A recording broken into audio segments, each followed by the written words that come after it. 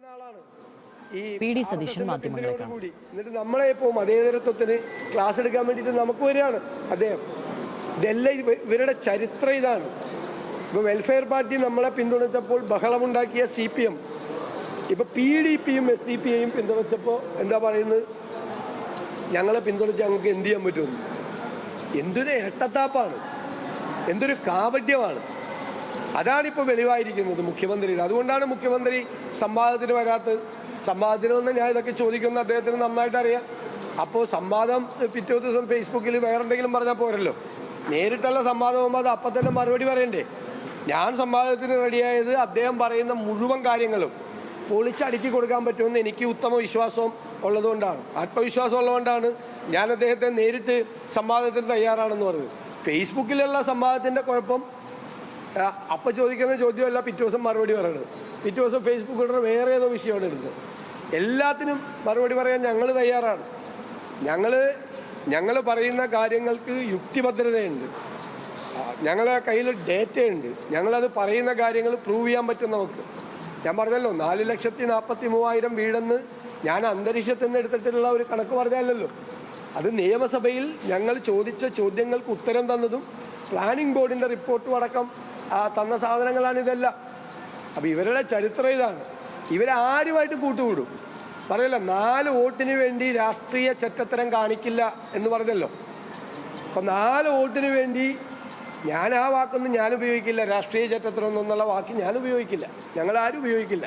പക്ഷെ 4 വോട്ടിന് വേണ്ടി RSSുമായിട്ട് കൂടാം, 4 വോട്ടിന് വേണ്ടി ജമാഅത്ത് ഇസ്ലാമിയായിട്ട് കൂടാം, 4 വോട്ടിന് വേണ്ടി SDP ആയിട്ട് കൂടാം, 4 വോട്ടിന് വേണ്ടി PDP ആയിട്ട് കൂടാം. ഇതെല്ലാം തെളിയിച്ച പാർട്ടിയാണ് CPM. ഇതെല്ലാം തെളിയിച്ച പാർട്ടിയാണ് CPM. എന്നിട്ട് നമ്മളോട് പറയാണ് വികസനത്തെക്കുറിച്ച് ചർച്ച ചെയ്യുന്നില്ല. ഞങ്ങൾ തയ്യാറാണെന്നേ. നിങ്ങൾ വികസനത്തെക്കുറിച്ച് ചർച്ച ചെയ്യും. വിഴിഞ്ഞം തുറമുഖം തൊട്ട് തുടങ്ങാം. നിങ്ങൾക്ക് എന്ത് പങ്കാളുള്ളത് വിഴിഞ്ഞം തുറമുഖത്തിൽ? വിഴിഞ്ഞം തുറമുഖത്തിൻ്റെ എഗ്രിമെൻറ്റിൽ ഉമ്മൻചാണ്ടി കൊണ്ടുവന്നതാണ് വിഴിഞ്ഞം തുറമുഖം. അപ്പോൾ 6,000 കോടി രൂപയുടെ റിയൽ എസ്റ്റേറ്റ് ആണെന്നും തട്ടിപ്പാണെന്നും കടൽക്കൊള്ളയാണെന്നും പ്രചരണം നടത്തിയ ആളുകളാണ് ഇപ്പോൾ അതിൻ്റെ ക്രെഡിറ്റ് എടുക്കുന്നത്. ആ എഗ്രിമെൻറ്റിൻ്റെ അകത്ത് ഗവൺമെൻറ് ചെയ്യേണ്ട കാര്യങ്ങൾ പറയുന്നുണ്ട്. റെയിൽ കണക്ടിവിറ്റി വേണം, റോഡ് കണക്ടിവിറ്റി വേണം. ഒരു ചുക്കും ചെയ്തില്ല, ഒന്നും ചെയ്തില്ല. ഈ ഗവൺമെൻറ്, ഈ LDF ഗവൺമെൻറ് ഒന്നും ചെയ്തില്ല വിഴിഞ്ഞത്ത്. ഗവൺമെൻറ് അവരുമായിട്ടുള്ള എഗ്രിമെൻറ്റിൻ്റെ അകത്ത് ഗവൺമെൻറ്റിൻ്റെ കമ്മിറ്റ്മെൻറ്റ്സ് ഉണ്ട്. അതൊന്നും ചെയ്യാതെ ഉമ്മൻചാണ്ടി കൊണ്ടുവന്ന ഈ വിഴിഞ്ഞം തുറമുഖം ഞങ്ങളുടേതാണ് എന്ന് പറയുന്ന അവകാശവാദം, എട്ടുകാലി മമ്മൂഞ്ഞിനെ പോലെ ഉള്ളൊരു അവകാശവാദമാണത്. അതുപോലെ തന്നെ ഞാൻ പറഞ്ഞല്ലോ, ഗെയിൽ പൈപ്പ് ലൈൻ ഞങ്ങൾ പൂർത്തിയാക്കി.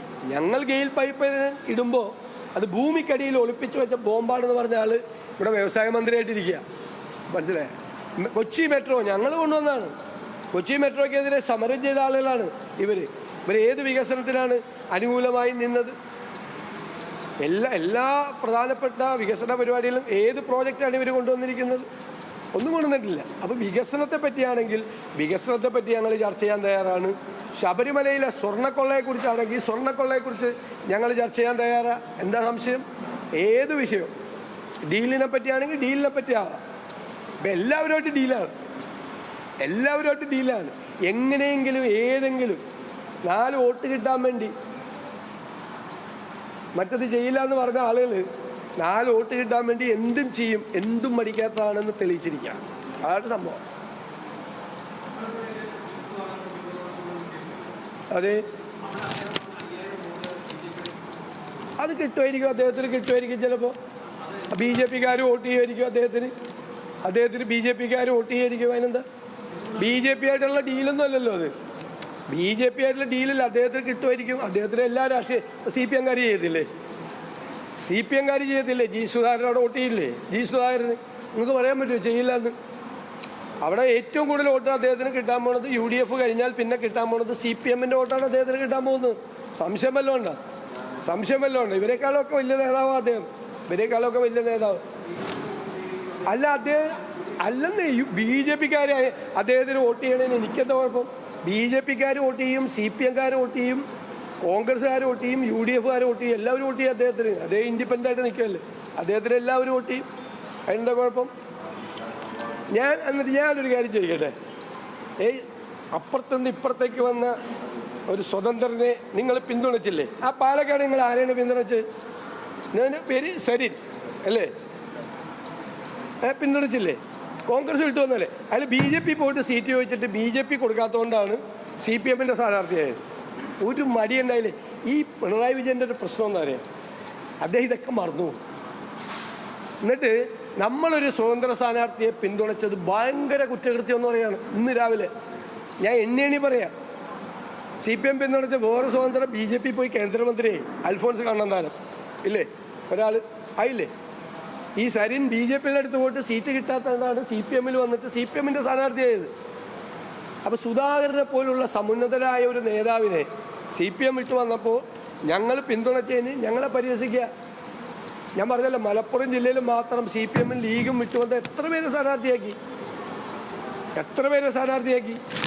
പറയുമ്പോൾ ഇതൊക്കെ ആലോചിക്കേണ്ടി, ഇതൊക്കെ ഞങ്ങളുമൊക്കെ അറിയാമല്ലോ. ഞങ്ങളുമൊക്കെ ഇതൊക്കെ അറിയുന്ന ആളല്ലേ, രാഷ്ട്രീയവും കഴിഞ്ഞ 19 കൊല്ലത്തെ രാഷ്ട്രീയമൊക്കെ അറിയാവുന്ന ആളല്ലല്ലോ ഞങ്ങളെല്ലാം. ഞങ്ങൾ അപ്പം തന്നെ മറുപടി പറയില്ലേ? അറ്റ്ലീസ്റ്റ് എഴുതി കൊടുക്കുന്ന ആളിലെങ്കിൽ ഇത് ശ്രദ്ധിക്കണ്ടേ? മുഖ്യമന്ത്രി ഇങ്ങനെ അവമാനിക്കാമോ? മുഖ്യമന്ത്രിയെ കൊണ്ട് അബദ്ധം പറയിപ്പിക്കുക, അതാണ് അബദ്ധം വായിപ്പിക്കുക, അതാണ് ഇപ്പോഴത്തെ സ്ഥിരം പരിപാടി. ഏതോ ഒരു ഉത്തരം കണ്ടെന്ന് പറഞ്ഞിട്ട് 4000 വീട് ഉമ്മൻചാണ്ടിയുടെ കാലത്ത് പറ്റില്ലെന്ന മുഖ്യമന്ത്രിയെ പോലത്തെ ഒരാളെ കൊണ്ട് ഒരു കള്ളം പറയിപ്പിച്ചില്ലേ? എഴുതി കൊടുക്കുന്ന ആളുകൾ എന്തിനാ അദ്ദേഹത്തെ അവമാനിക്കുന്ന ഇങ്ങനെ? മുഖ്യമന്ത്രി, കേരളത്തിൻ്റെ മുഖ്യമന്ത്രി. ഒന്നാമത് ഞങ്ങൾ തെരഞ്ഞെടുപ്പ് കാലമാണ്, പുള്ളി പറഞ്ഞാൽ അപ്പം തന്നെ ഞങ്ങളുടെ ഇതെല്ലാം ഉണ്ട്, എല്ലാ റെക്കോർഡ്സും ഉണ്ട്. ആ ഡോക്യുമെൻ്റ് തെറ്റാണെന്ന്. അത് പറഞ്ഞത് എന്താണ്? മുഖ്യമന്ത്രി നേരിട്ട് ചെയ്ത വീടുകളാണ്. അപ്പം നിങ്ങളും പറയുന്നത് 4000 വീടാണ്. ഞാൻ നിങ്ങൾക്ക് തന്നല്ലോ, ഷീറ്റ് തന്നല്ലോ. AK ബാലനും KT ജലീലും പിണറായി മന്ത്രിസഭയിലെ പട്ടികജാതി പട്ടികവർഗ പിന്നോക്ക വികസന മന്ത്രിയായ AK ബാലൻ നിയമസഭയിൽ നൽകിയ ഉത്തരം തന്നല്ലോ. എത്ര വീടുണ്ടെന്ന് കണ്ടല്ലോ. പ്ലസ് തദ്ദേശ സ്വയംഭരണ വകുപ്പ് മന്ത്രി KT ജലീൽ ഉമ്മൻചാണ്ടിയുടെ കാലത്ത് എത്ര വീട് വെച്ചെന്ന് തന്ന കണക്ക് കണ്ടല്ലോ. എന്നിട്ട് നാണമില്ല, 4000 വീടാ ആ കാലത്ത്. അന്ന് വായിച്ചു നോക്കാൻ പറയാം. ഇത് ഞാൻ നിയമസഭയിൽ പറഞ്ഞാണ്. നിയമസഭയിൽ പറഞ്ഞപ്പോൾ മിണ്ടിയിലല്ലോ മുഖ്യമന്ത്രി, മറുപടി പറഞ്ഞില്ല. ഈ എഴുതി കൊടുക്കുന്ന ആളുകളാണ് അദ്ദേഹത്തെ ഇങ്ങനെ കളിപ്പിക്കുന്നത്. നമ്മുടെ ആരെങ്കിലും ആണെന്ന് എനിക്ക് സംശയമുണ്ട്. പുള്ളി എങ്ങനെ കളിപ്പിക്കുന്നത്? അവിടെ ഈ എഴുതി കൊടുക്കുന്നത്, അവിടെ ആരെങ്കിലും ഒളിച്ചു കയറി ആരെങ്കിലും കയറിയിട്ട് എന്തൊക്കെയാണ് പാവത്തിനെ കൊണ്ട് പറയിപ്പിക്കണത്? എനിക്ക് സംശയമുണ്ട്. നമ്മുടെ ആരെങ്കിലും കയറിയിട്ട് പുള്ളിയെ വലയ്ക്കാൻ വേണ്ടിയിട്ട് കയറിയാണ്. ഞാൻ ഒന്ന് അന്വേഷിക്കാം, ഉറപ്പായിട്ട്.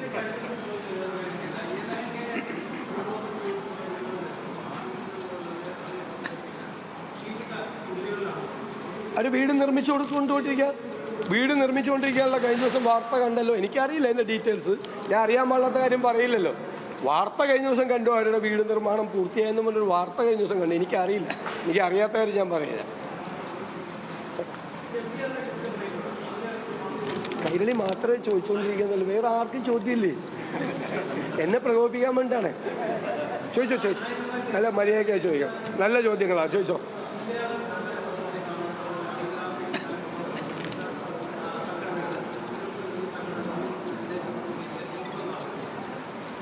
FCRI ആക്ട്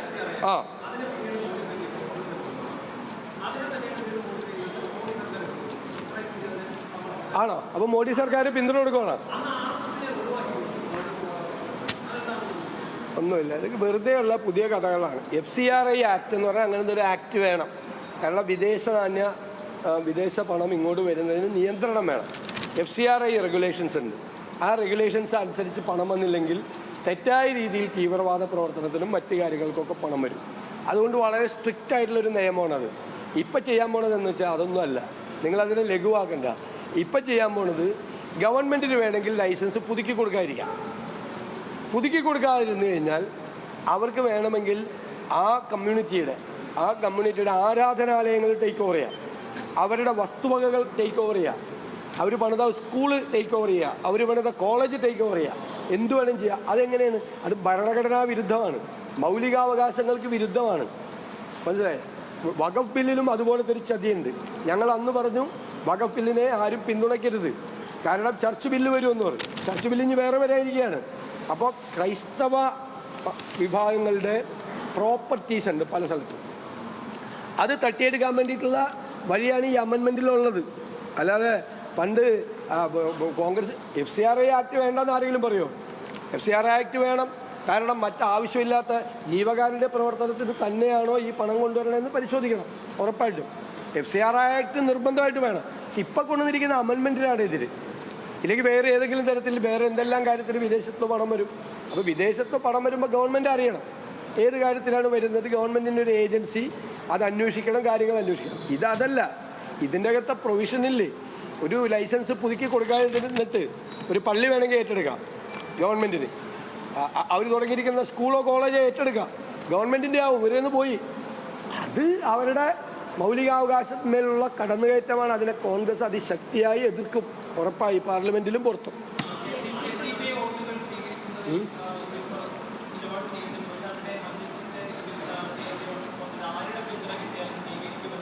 അതൊക്കെ സ്ഥാനാർത്ഥികൾ അങ്ങനെയല്ലേ പറയുള്ളൂ. സ്ഥാനാർത്ഥികൾ അങ്ങനെയല്ലേ പറയുള്ളൂ. സ്ഥാനാർത്ഥി ആരുടെ പിന്തുണ കിട്ടിയാലും സ്വീകരിക്കുന്നതല്ലാതെ സ്ഥാനാർത്ഥി പറയണ്ട, അങ്ങനെയല്ലേ സ്ഥാനാർത്ഥികൾ പറയുള്ളൂ. ഞാൻ പറഞ്ഞില്ലേ, പൊതുവായിട്ടുള്ള ഒരു തീരുമാനം എടുത്തിട്ടുണ്ട്. ആ തീരുമാനം മാറ്റിയിട്ടില്ല UDF. മാറ്റിയാലേ എനിക്ക് പറയാൻ പറ്റുള്ളൂ UDFിൻ്റെ തീരുമാനം. നിങ്ങൾ അതിലാണ് വാർത്ത വെൽഫെയർ പാർട്ടി ഞങ്ങളെ പിന്തുണച്ചപ്പോൾ ബഹളമുണ്ടാക്കിയ, ഒച്ചപ്പാടുണ്ടാക്കിയ മുഖ്യമന്ത്രി പിണറായി വിജയനും CPM നേതാക്കന്മാരും SDPI CPMന് പിന്തുണ പ്രഖ്യാപിച്ചപ്പോൾ എന്താണ് മിണ്ടാത്തത്?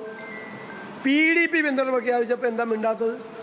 അപ്പം അവരെ പിന്തുണച്ചാൽ മതേതരവാദികൾ അല്ലേ, ഞങ്ങളെ പിന്തുണച്ചാൽ വർഗീയവാദികൾ. ഇത് കയ്യിൽ വെച്ചാൽ മതി. ഇപ്പം കേരളത്തിൽ ഇവരുടെ മൂടുപടം അഴിഞ്ഞു വീണു. ഇവർ 4 വോട്ടിന് വേണ്ടി മുഖ്യമന്ത്രി പറഞ്ഞതുപോലെ ഡാഷ് ചെയ്യുന്നവരാണ്, ഞാൻ ആ വാക്ക് ഉപയോഗിക്കില്ല എന്ന് അവർ തന്നെ തെളിയിച്ചു. ആരോപണം തുടങ്ങിയ എല്ലാ വിഷയങ്ങളിലും, വിവിധ വിഷയങ്ങളിൽ മുഖ്യമന്ത്രിയെ കടന്നാക്രമിക്കുകയാണ് പ്രതിപക്ഷ നേതാവ് VD സതീശൻ.